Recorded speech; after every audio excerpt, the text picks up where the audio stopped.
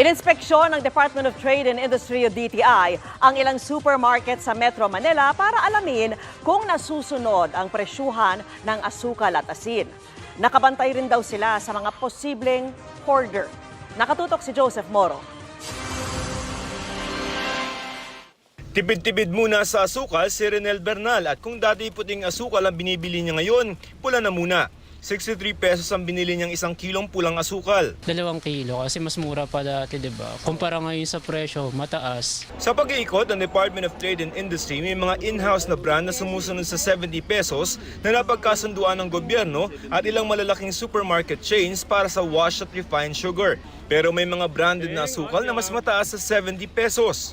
Tama itong house brand na 70 pesos. Pero yung branded, 32 pesos more expensive. Merong mas mahal. Ang importante, may 70 pesos. Available. Pareho rin naman ang lasa niyan.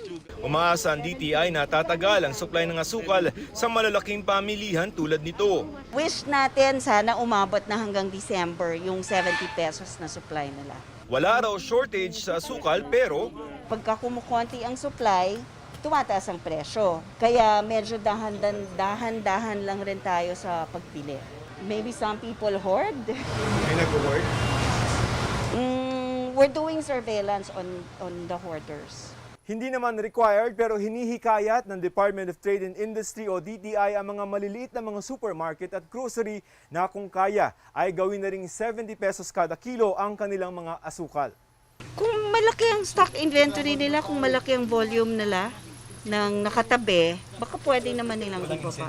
Sa asin naman, itinaas na ng DTI noong Enero at Mayo ang presyo ng asin, kaya hindi na raw dapat tumataas ang presyo nito. Sa SRP ng DTI, wala pa dapat sa 12 pesos ang 1/4 kilo ng asin. Sobrang supply nga natin ng asin. Para lalong lumaki yung local manufacturers natin ng salt, yung local salt ang bibilhin.